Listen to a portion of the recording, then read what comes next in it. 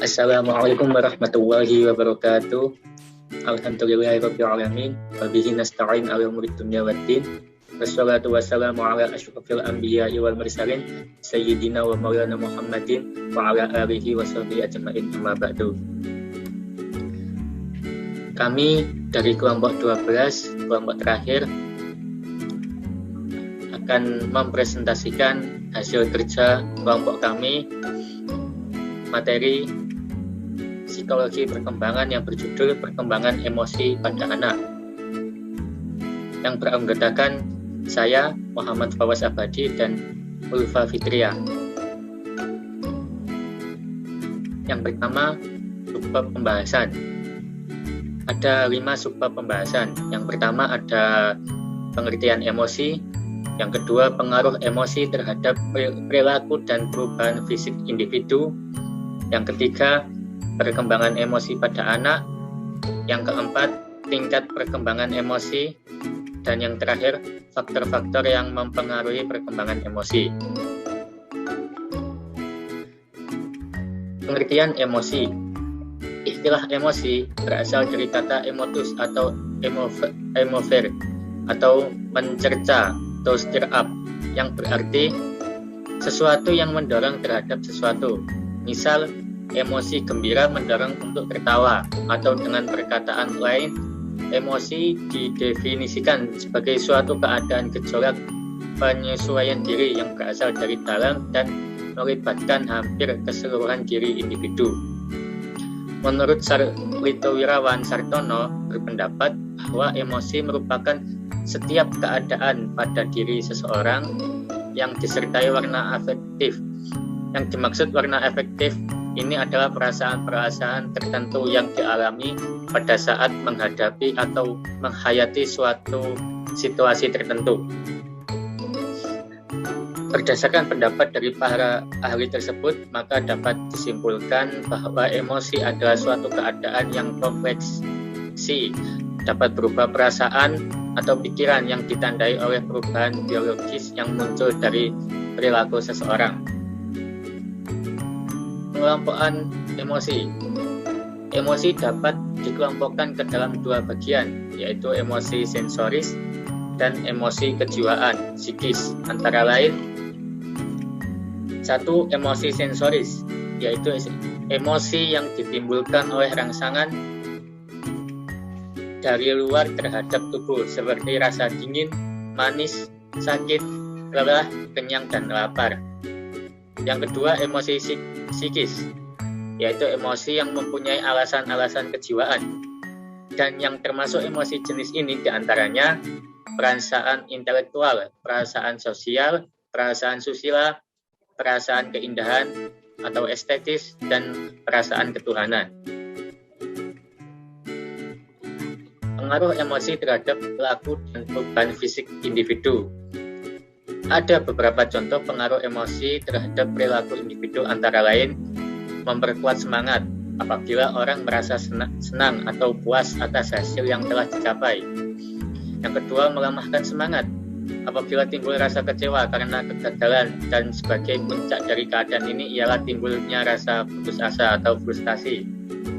Yang ketiga, menghambat atau mengganggu konsentrasi belajar apabila sedang mengalami ketegangan emosi, dan bisa juga menimbulkan sikap gugup atau nervous dan gagap dalam berbicara. Yang keempat, terganggu penyesuaian sosial apabila terjadi rasa cemburu dan iri hati. Yang kelima, suasana emosional yang diterima dan dialami individu semasa kecilnya akan mempengaruhi sikapnya di kemudian hari, baik terhadap dirinya sendiri maupun terhadap orang lain. Mekanisme emosi. Proses terjadinya emosi dalam diri seseorang menurut Lewis and Rose Bloom ada beberapa tahapan sebagai berikut. Elicitors, yaitu adanya dorongan peristiwa yang terjadi. Contoh, peristiwa banjir, gempa bumi, maka timbullah perasaan emosi, peranan emosi seseorang. Yang kedua, receptors, yaitu kegiatan yang berpusat pada sistem syaraf. Contoh, akibat peristiwa banjir tersebut, maka berfungsi sebagai indera penerima. Yang ketiga, state, yaitu perubahan spesifik yang terjadi dalam aspek fisiologi, contoh gerakan refleks atau terkejut pada sesuatu yang terjadi. Yang keempat, expression, yaitu terjadinya perubahan pada rasiologis, contoh tubuh tegang pada saat tatap muka. Menurut Samsudin, komponen tersebut digambarkan dalam 3 variabel, yaitu variabel stimulus, yaitu rangsangan yang menimbulkan emosi. Yang kedua, variabel organismik, perubahan fisiologis yang terjadi saat mengalami emosi. Yang ketiga, variabel respon, yaitu pada sambutan ekspresif atas terjadinya pengalaman emosi. Perkembangan emosi pada anak. A. Pada masa bayi hingga usia 18 bulan. Pada fase ini, bayi butuh belajar dan mengetahui bahwa lingkungan di sekitarnya aman dan familiar.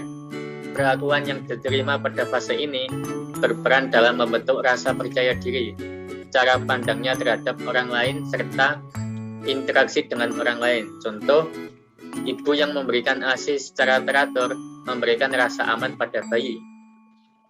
Pada minggu ketiga atau keempat, bayi mulai tersenyum jika ia merasa nyaman dan tenang. Minggu ke-8, ia mulai tersenyum jika melihat wajah dan suara orang di sekitarnya. Pada bulan ke-4 sampai ke-8, bayi mulai belajar mengekspresikan emosi seperti gembira, terkejut, marah, dan takut.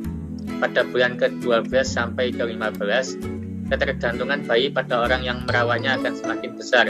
Ia akan gelisah jika ia dihampiri orang asing yang belum dikenalnya.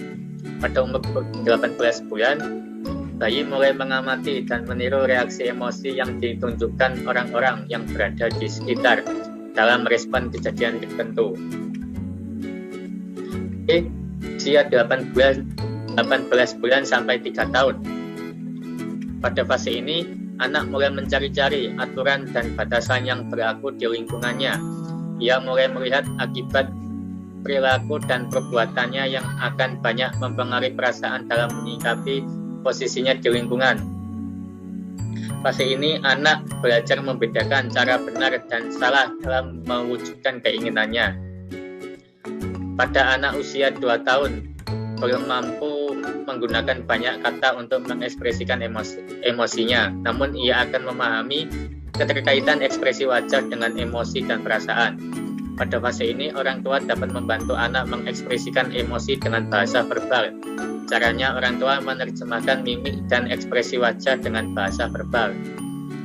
Pada usia antara 2-3 tahun, anak mulai mampu mengekspresikan emosinya dengan bahasa verbal. Anak mulai beradaptasi dengan kegagalan. Anak mulai mengendalikan perilaku dan menguasai diri.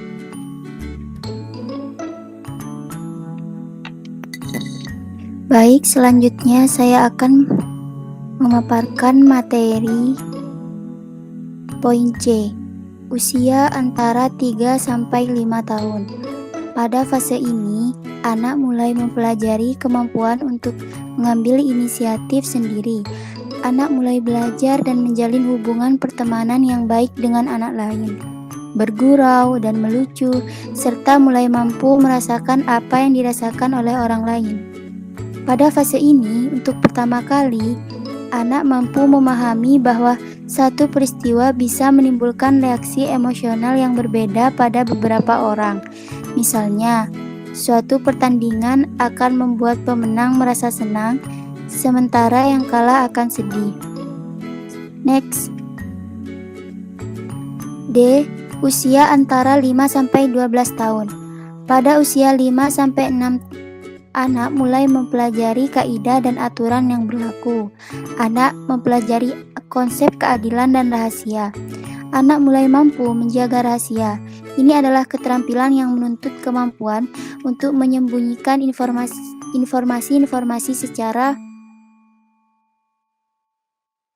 Anak usia 7-8 tahun, perkembangan emosi pada masa ini, anak telah menginternalisasikan rasa malu dan bangga.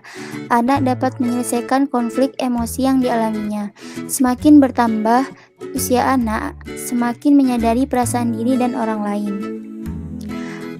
Anak usia 9-10 tahun dapat mengatur ekspresi emosi dalam situasi sosial dan dapat berespon terhadap distres emosional yang terjadi pada orang lain.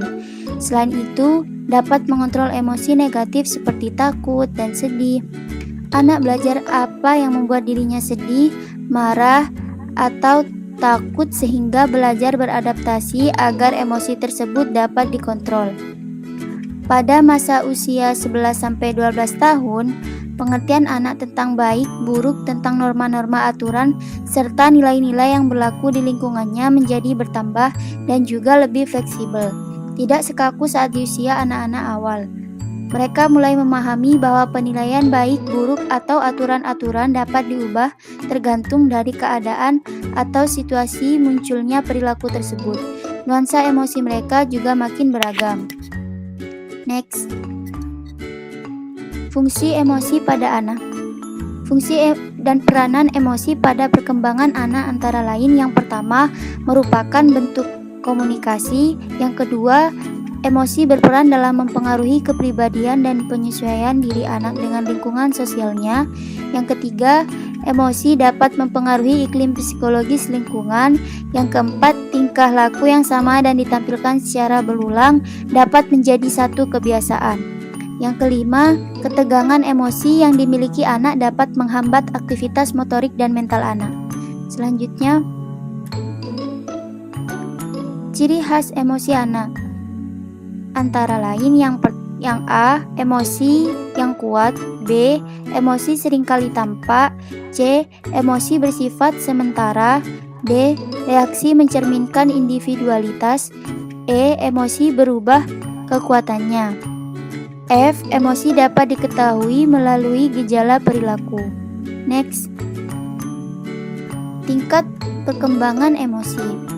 Tingkat perkembangan emosi tidak terlepas dari tingkat kestabilan emosi seseorang yang meliputi emosi stabil.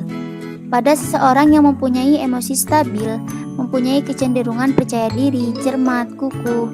Mereka selalu menjaga pikiran walaupun dalam keadaan kritis, sedangkan orang-orang di sekitarnya kehilangan kendali. Yang kedua, emosi stabil rata-rata.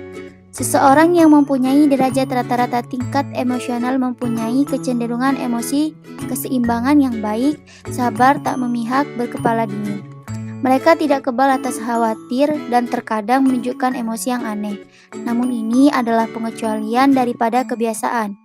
Yang ketiga, emosi labil. Seseorang yang mempunyai emosi labil, tergesa-gesa, bernafsu, sentimental, mudah tergugah, khawatir, dan bimbang. Mereka mungkin agaknya tertekan oleh kehidupan.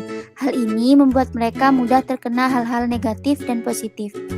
Sekaligus kerap dipengaruhi oleh tragedi dan kesenangan, serta tidak ada upaya untuk bereaksi mengatasi peristiwa-peristiwa tersebut dalam hidup. Next. Faktor-faktor yang mempengaruhi perkembangan emosi. Yang pertama, keadaan anak. Yang kedua, faktor belajar. Yang ketiga, konflik-konflik dalam proses perkembangan. Yang keempat, lingkungan keluarga. Next. Pola emosi pada anak. A. Rasa takut. B. Rasa malu. C. Rasa canggung. D. Rasa khawatir. E. Rasa cemas. F. Rasa marah. G. Rasa cemburu. H. Duka cita. I. Keingintahuan. J. Kegembiraan. Next. Mungkin cukup sekian presentasi dari kelompok kami. Kurang lebihnya mohon maaf apabila terdapat kesalahan dalam pemaparan materi. Selanjutnya saya serahkan kepada moderator. Terima kasih atas partisipasinya. Thanks for watching and assalamualaikum warahmatullahi wabarakatuh.